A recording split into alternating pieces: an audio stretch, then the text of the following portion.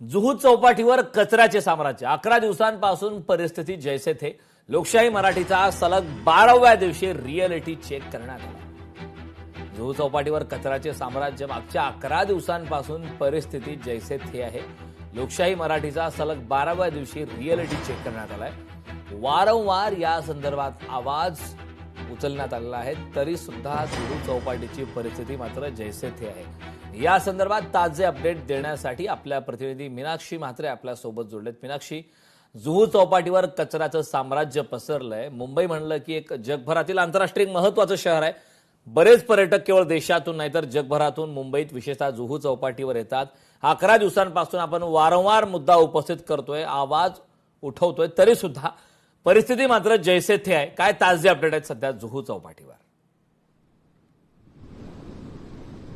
अगदी कारण मागच्या 11 दिवसांपासून या जुहू चौपाटीचा आपण रिअलिटी चेक करत आहोत। कारण टनभर कचरा हा मागच्या 15 ते 20 दिवसांपासून जुहू चौपाटीवरती पसरलेला पाहायला मिळतोय आणि त्याचाच आढावा घेत असताना ही भीषण परिस्थिती आजही आपल्याला पाहायला मिळते।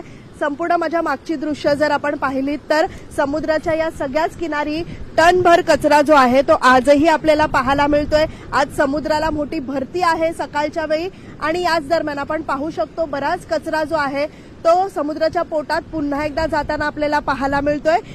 या किनाऱ्यावरती आपण जर पाहिलं तर जवळपास 4 ते 5 किलोमीटरच्या संपूर्ण अंतरावरती अशाच पद्धतीचा कचरा जो आहे तो आता देखील पाहायला मिळतोय आणि याच कचऱ्यात सर्वसामान्य आज देखील आपल्याला मॉर्निंग वॉक करताना पाहायला मिळत आहेत। कारण जुहू चौपाटी म्हटल्यावरती एक मोठा समुद्र किनारा आहे, जिथून 7 ते 8 जे मोठमोठे नाले जे आहेत या सगळ्याच समुद्रामध्ये सोडले जातात आणि इथेच लगत आपण पाहिलं होतं की पहिल्या दिवसापासून जो आढावा आपण घेत आहोत, नाल्यातलं पाणी ज्या पद्धतीत समुद्रामध्ये सोडला गेलेला आहे, यावेळी ज्या नाल्यांना झाकण म्हणजे ट्रॅश बूम बसवण्याचं काम जे आहे ते महापालिकेनं केलेलं नाहीये, त्याचा टेंडर देखील काढण्यात आलेला आहे।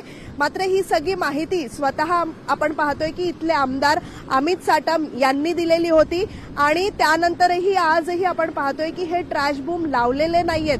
त्यामुळे मोठ्या प्रमाणामध्ये यावेळी देखील कचरा जो आहे तो समुद्रामध्ये गेलेला पाहायला मिळतोय। पण ज्या पद्धतीत हा कचरा उचलण्याचं काम महापालिकेच्या घनकचरा विभागाकडे देण्यात येतो, त्या पद्धतीत जी मॅनपॉवर वाढवायला पाहिजे, जसं स्थानिकांना म्हटलं होतं की कमी मॅनपॉवरमध्ये किंवा कमी मशिनरीमध्ये हे काम होऊ शकत नाही आणि त्यासाठीचीच आपण मागणी पहिल्या दिवसापासून करत आहोत की इथे मॅनपॉवर वाढवण्यात यावी किंवा मग जी यंत्रणा लागायला पाहिजे ती वाढवली गेली पाहिजे होती, ती अद्यापही आपल्याला पाहायला मिळत नाहीये। कारण दूरवर नजर जर आपण टाकली तर एकही या ठिकाणी पालिकेचा कर्मचारी आपल्याला काम करताना पाहायला मिळत नाहीये।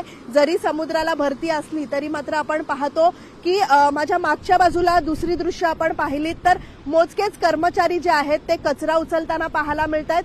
कारण अगदी 11 दिवसांपासूनचा हा आढावा मीनाक्षी, वारंवार याबाबतचे ताजे अपडेट आपल्याकडून घेतच राहू। तुर्तास या महत्त्वपूर्ण अशा अपडेटसाठी खूप खूप धन्यवाद। लोकशाही मराठी ऐका, पहा, जागरूक रहा।